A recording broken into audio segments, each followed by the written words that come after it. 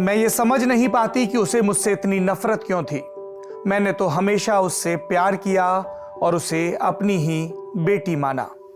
अमेरिकी इतिहासकार स्टैनली वोल्पर्ट से ये बात कही थी एक भारतीय महिला ने, जो हम हिंदुस्तानियों के लिए जीके का एक सवाल है कि यूएन में असेंबली में वो पहली महिला कौन थी जो उसकी सभापति बनी।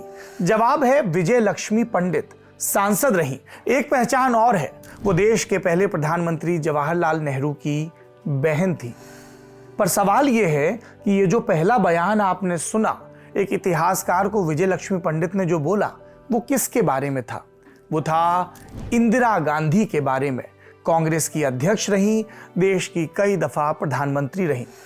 एक बार ये सुनने में लगता है कि किसी मुंबई में रचे जा रहे टीवी सीरियल की स्क्रिप्ट है जिसमें बुआ और भतीजी के बीच झगड़े की कहानी है। पर इस कहानी की बुनियाद में क्या था?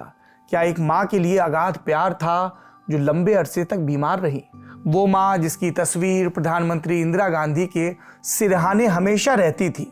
या फिर द्वंद्व था उस पिता के साथ जिनकी राजनीतिक विरासत को इंदिरा ने संभाला? नमस्कार, मेरा नाम सौरभ द्विवेदी है। ये लल्लन टॉप का नया नवेला शो है जिसका नाम है किताबी बातें। रोज एक किताब और उस किताब की कुछ खास बातें। तो आज की किताब है पत्रकार सागरिका घोष की इंदिरा, भारत की सबसे शक्तिशाली प्रधानमंत्री। इसे छापा है जगरनॉट पब्लिशर्स ने।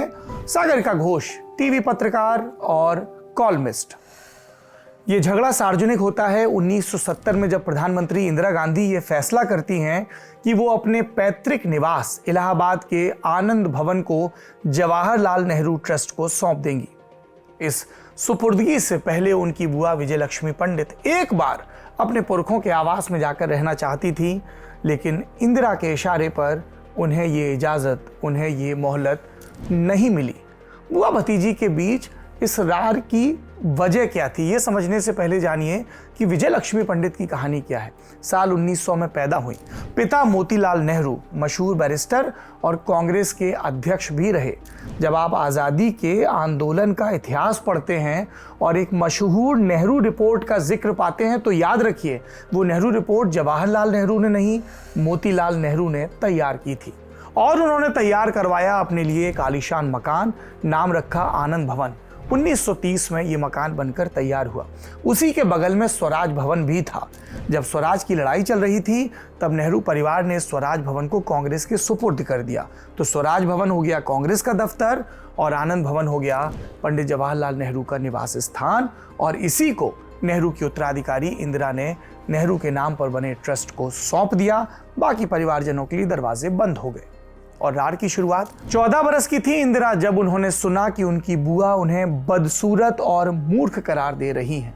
किसी भी किशोर और किशोरी के लिए उसके रूप पर, उसके अपीयरेंस पर, उसके बॉडी लैंग्वेज पर इस तरह की क्रूर टिप्पणी गहरा असर डाल सकती है। इंदिरा के केस में भी यही हुआ।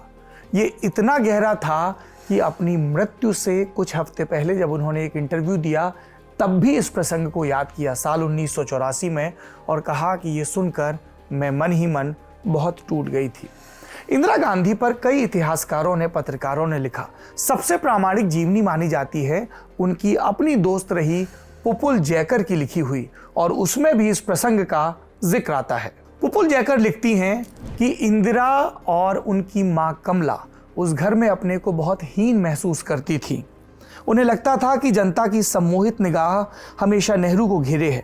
विजय लक्ष्मी की बुद्धिमत्ता और खूबसूरती के आगे उन्हें खुद का वजूद अलग थलग महसूस होता था। इंदिराहीन भावना की शिकार होकर गुमसुम रहने लगी थी और आजीवन इस भावना से पीड़ित रहीं। ये पुपुल जयकर की टिप्पणी थी अपनी मित्र और देश की एक बड़ी राजनेता के बारे में। पर कहानी क्या सिर्फ इतनी थी? दरअसल कमला नेहरू एक परंपरावादी परिवार से आती थी और जिस किस्म का अभिजात्यपन नेहरू परिवार में था उसमें वो अपने आप को रचा बसा नहीं पा रही थी। इंदिरा बताती हैं इस प्रसंग के बारे में अपनी मित्रों को कि किस तरह से परिवार अंग्रेजी की फिल्में देखने जाता था और फिर तंजिया स्वर में उनकी माँ से कहा जाता था, अरे ये तो अंग्रेजी की फिल्म है, तुम्हें समझ में नहीं आएगी, तुम क्या करोगी देखकर। और इन सब को देखकर इंदिरा के भीतर परिवार के लिए एक खास किस्म की बगावत पनपती चली गई।